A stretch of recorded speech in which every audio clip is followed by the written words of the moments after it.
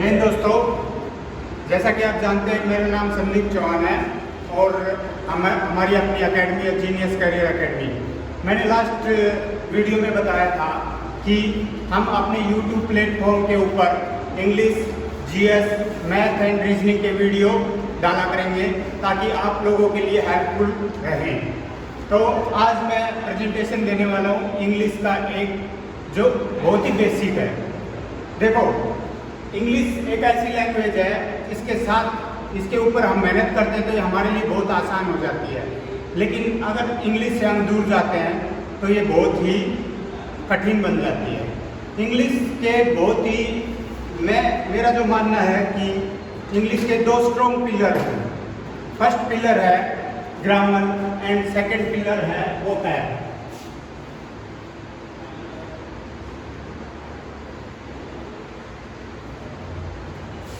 Grammar और vocab आपको बोलना क्या है वो वोकैब सिखाती है, शब्दकोश सिखाते हैं कि हमने क्या वर्ड मुंह से निकालना है, और ग्रामर हमें सिखाता है किस तरीके से बोलना है।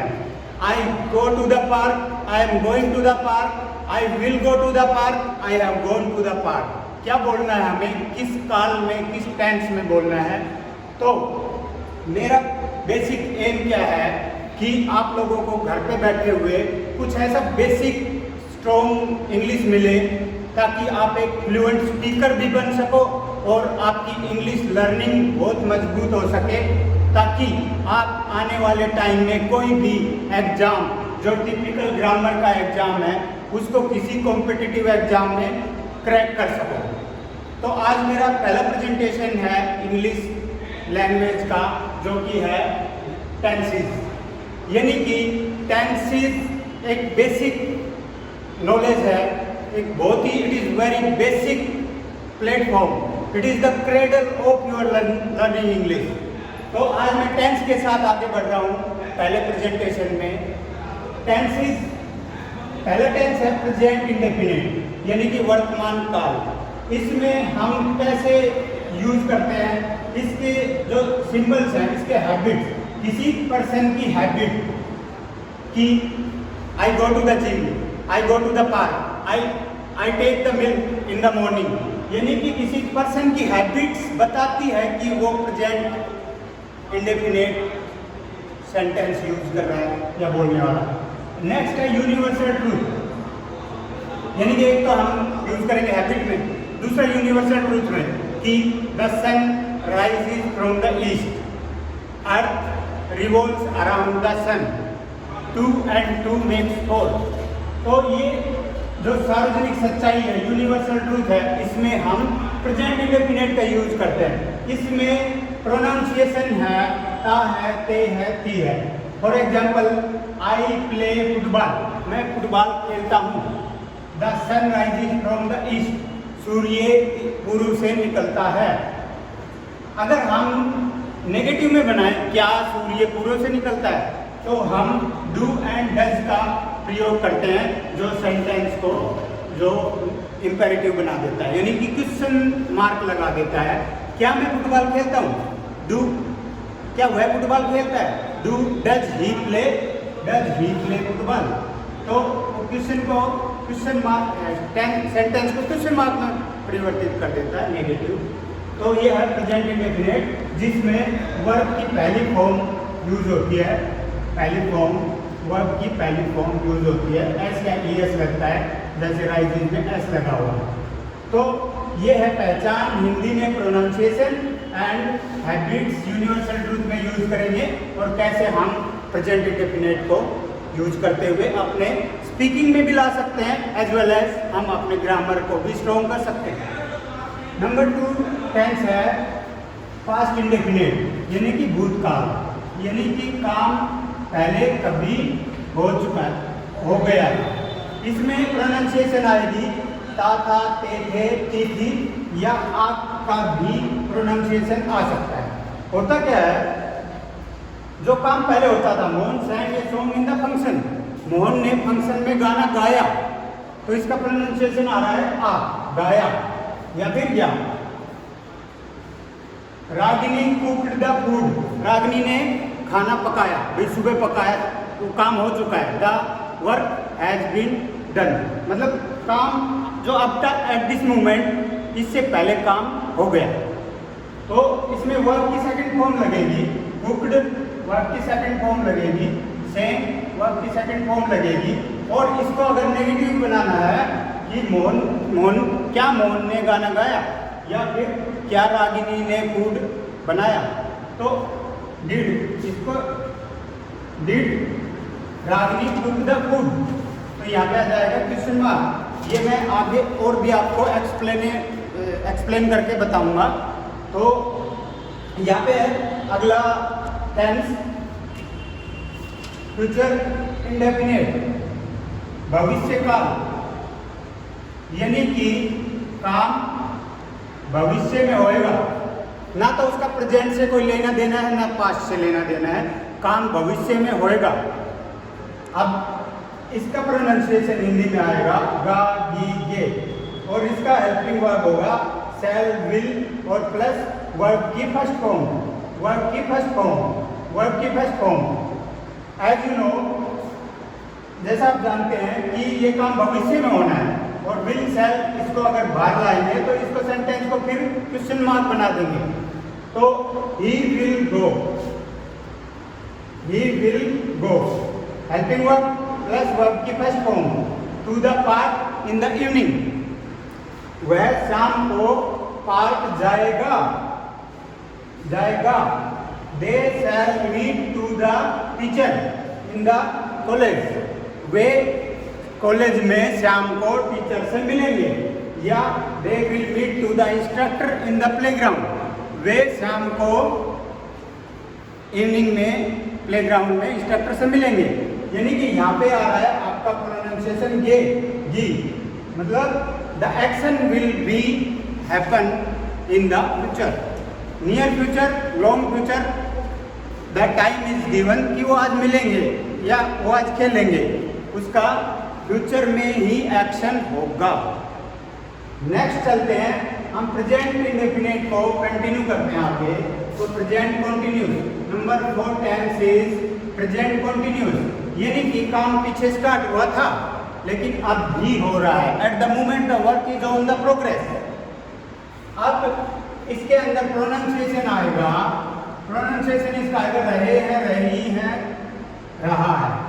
आई am teaching English, eight this moment I am teaching English, यानी कि अब जब हम बात कर रहे हैं, जब ये बच्चे सुन रहे हैं, तो at this moment the work is on progress right now, at the moment I am teaching English, मैं इंग्लिश पढ़ा रहा हूँ, मैं इंग्लिश पढ़ा रहा हूँ। Ravi is watching movie, at this moment Ravi is watching movie, Ravi movie देख रहा है। They are attending a class, at this moment, यानी कि continuous, they are on the work and the work is on progress, the action is being happening, the action is being, काम हो रहा है। तो they are attending a class, वो अब एक क्लास में है, they are attending a class, वो क्लास अटेंड कर रहे हैं। अगला है पास्ट को अगर हम कंटिन्यू करते हैं, पास्ट कंटिन्यूअस। पास्ट इंडेफिनिट में क्या था कि काम हो गया था, लेकिन अब काम पीछे स्टार्ट हुआ और अब भी चल रहा है। इसमें हिंदी में प्रोनाउंसिएशन आएगा रहा था, रहे थे, रही थी। हेल्पिंग वर्ब आएगा और प्लस इसमें हेल्पिंग वर्ब ये होंगे वाज, वर्ब प्लस वर्ब की फर्स्ट फॉर्म और आईएनजी।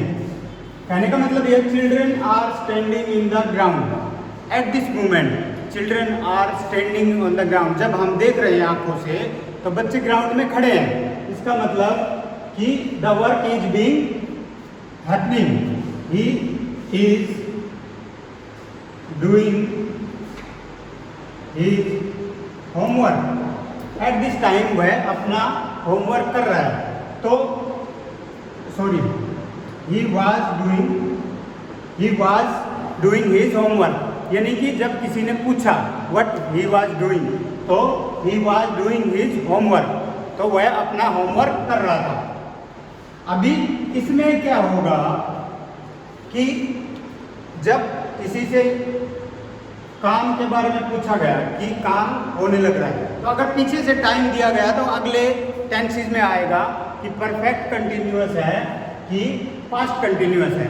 तो मैं अगले वीडियो में कवर करूंगा अगले 6 टेंसेस और फर्दर वीडियोज में कवर करूंगा कि कैसे आपने अपनी इंग्लिश को स्ट्रॉन्ग बनाना है, टेंसेस सीखते हुए, correct form of the verb सीखते हुए, एक्टिव वॉइस पैसिव वॉइस सीखते हुए आपको आगे अपनी इंग्लिश को स्ट्रॉन्ग बनाना है for the competitive exam and you can also become a fluent speaker of the English language. आपको मैं 4 महीने में एक फ्लुएंट स्पीकर इंग्लिश लैंग्वेज का बना सकता हूँ अगर आप रेगुलर यानी कि मेरी वीडियोस एंड जो अपनी जीनियस करियर एकेडमी है उसके साथ आप टच रहो।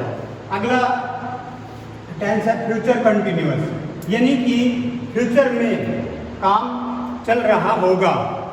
The work will be in future, अभी उससे कोई लेना देना नहीं है, ना पास्ट से कोई रिलेशन है, उसका है भविष्य में काम कर रहे होंगे या कर रही होगी।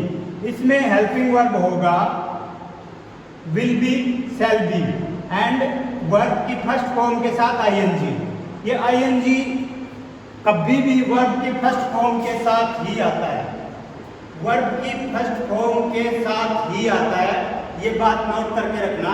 अगर वर्ब की सेकंड फॉर्म के साथ या थर्ड फॉर्म के साथ आईएनजी लगा दिया तो इट मीन्स आपकी जो नॉलेज है टेंसेस की या इंग्लिश लर्निंग की जो नॉलेज है वो कम है, क्योंकि जो जीरेंड होता है वर्ब की फर्स्ट फॉर्म के साथ ही आता है। इसमें कैसे सेंटेंस बनेगा, she will be doing homework tomorrow at 5 PM, यानी कि ये बता रहा है कि वह कल शाम को इस टाइम पे अपना होमवर्क कर रही होगी। बच्चे, अगर किसी ने क्वेश्चन पूछा, एक टीचर ने दूसरे टीचर से पूछा कि बच्चे कल 5 बजे क्या कर रहे होंगे शाम को, तो he can say children will be playing hockey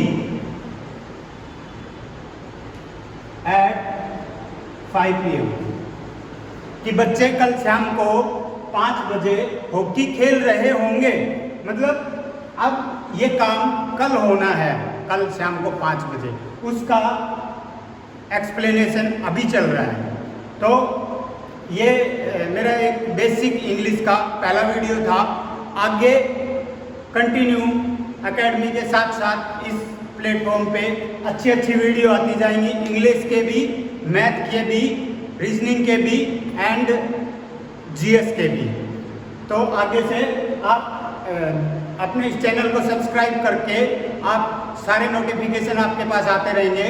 ये पहला प्रेजेंटेशन है, अगले प्रेजेंटेशन में होगा 6 टेंसेस और आप ऐसे ही देखते रहिए और अपनी इंग्लिश को स्ट्रॉन्ग बनाइए। जैसे मैंने सीखा हुआ है, कुछ फार्मूलाज हैं, कुछ प्रैक्टिसेस हैं, कुछ लर्निंग्स हैं जो आपकी इंग्लिश को स्ट्रॉन्ग बना सकते हैं। Thank you so much.